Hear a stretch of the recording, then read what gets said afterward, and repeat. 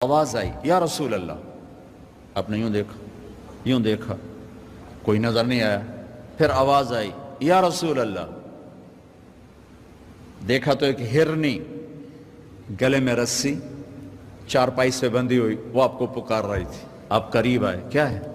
کہ آپ کا صحابی مجھے پکڑ کے لایا ہے، میں اللہ کی تقدیر پہ راضی ہوں، مطلب ذبح کی جاؤں گی، لیکن میرے چھوٹے چھوٹے بچے ہیں وہ بھوکے ہیں، اگر آپ مجھے چھوڑ دیں میں ان کو دودھ پلا کے واپس آ جاؤں گی. تو آپ نے فرمایا اگر تو واپس نہ آئی تو پھر؟ کہ اگر میں واپس نہ آئی تو اللہ مجھے جہنم میں ڈال دے جیسے انسانوں کو ڈالے گا. تو آپ نے اس کی رسی کھول دی اور وہیں بیٹھ گئے. اس نے دوڑ لگائی اور پہاڑوں میں غائب ہو گیا. دیر گزر گئی تو آپ نے دیکھا وہ پہاڑ سے اتر رہی تھی اور آ کر کہا یا رسول اللہ میں حاضر ہوں. اللہ اکبر. اسے خبر ہے میں کیوں حاضر ہوں. یہ ہمارے فیصل آباد کا بازار والا 10 روپے کے پیچھے وہ جھوٹ بولتا ہے کہ زمین آسمان کانپ اٹھتے ہیں. آپ نے اس کو رسی سے باندھ دیا اور پھر بیٹھ گئے.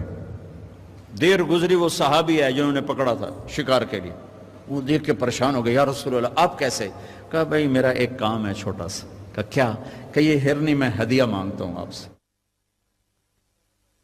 کہا یا رسول اللہ ہم تو جان قربان کرنے کے پیچھے پھر رہے ہیں، آپ ہرنی کہتے ہیں. کہ بس یہ دے دو لے لو. تو آپ نے اس کی رسی گردن سے نکالی. کہ الحق باہلک، جا اپنے بچوں کے پاس چلی جا، سچ نجات دیتا ہے جھوٹ ہلاک کرتا ہے. میرے بچوں ایک ہرنی جتنی سچائی سیکھ لو. اپنی زندگی سے جھوٹ نکالو اگر اللہ کو پسند آنا چاہتے ہو. نہ تہجد پڑھو، نہ اشراق پڑھو، نہ اوابین پڑھو. فرض نماز کا تو معافی کوئی نہیں، اس کی تو معافی کوئی نہیں، سچ بولو. فرض روزے کی معافی کوئی نہیں، مت رکھو تم نفلی روزے، مت کرو تم نفلی حج. فرض حج ہے کرو، فرض زکوٰۃ ہے ادا کرو، فرض نماز ہے نہیں چھوڑ سکتے. سچ نہ چھوڑو، سچائی نہ چھوڑو. جو قوم جھوٹ اور بددیانت کا شکار ہوتی ہے انہیں دنیا کی کوئی طاقت عزت نہیں دے سکتی، چاہے وہ تہجد گزار ہوں اور چاہے وہ دہریے ہوں. اور جو قوم سچ اور امانت پہ کھڑی ہو جاتی ہے انہیں کوئی شے ذلیل نہیں کر سکتی، چاہے وہ ایمان والے ہوں اور چاہے وہ 360 پتھروں کے پجاری ہوں. اپنی زندگی سے جھوٹ نکال دو اللہ کے واسطے.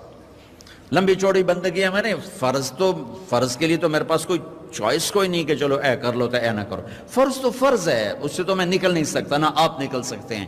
لیکن میرے عزیزو سچے بن جاؤ، سچے بن جاؤ، دیانتدار بن جاؤ، دیانتدار بن جاؤ.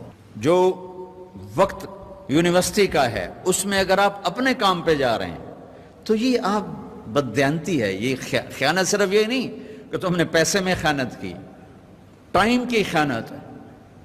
یونیورسٹی کا ٹائم میں پروفیسر صاحب اخبار پڑھ رہا ہے، یہ خیانت ہے اس وقت کے ساتھ جس کی گورنمنٹ اس کو تنخواہ دے رہی. یونیورسٹی کے ٹائم میں وہ حاضریاں لگا کے اور اپنے کام کو جا رہا ہے، یہ خیانت ہے اس ٹائم کے ساتھ جس کی وہ تنخواہ لے رہا ہے. اس کو سرکاری گاڑی ملی ہے، اس کے بچوں کو اسکول چھوڑنے جا رہی ہے، یہ خیانت ہے. بددیانتی اللہ کی نظروں سے گراتی ہے جیسے پتھر اوپر سے نیچے آ کر گرتا ہے، اور دیانت آدمی کو لے جاتی ہے 7 آسمان عرشوں تک پہنچا دیتی ہے. دیانتداری جو ٹائم یونیورسٹی کا مقرر ہے اس سے اگر آپ گھنٹہ لیٹ آ رہے ہو آپ نے 1 گھنٹے کی خیانت کی ہے. خیانت صرف پیسے جوڑ مارنے کو نہیں کہتے.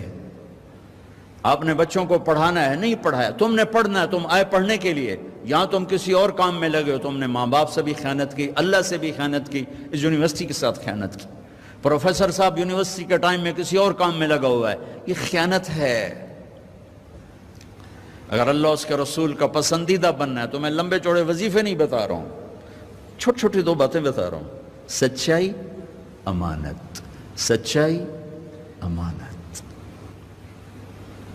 ہمارے ایک بزرگ تھے وہ ٹیلی فون کے جی ایم ہو کے ریٹائر ہوئے تھے، وہ تبلیغ کے بھی امیر تھے. جب وہ دفتر میں آتے تھے تو تبلیغ کا ایک بول نہیں بولتے تھے کہ بھائی یہ تنخواہ میں ٹیلی فون کی خدمت کی لیتا ہوں، یہاں کوئی تبلیغ کی بات نہیں ہوگی. اور جب وہ دفتر سے نکل جاتے کہتے ہیں ہن میرا ٹائم اپنا ہے، ہن کوئی ٹیلی فون کی بات نہیں ہوگی، اب صرف تبلیغ کی بات ہوگی۔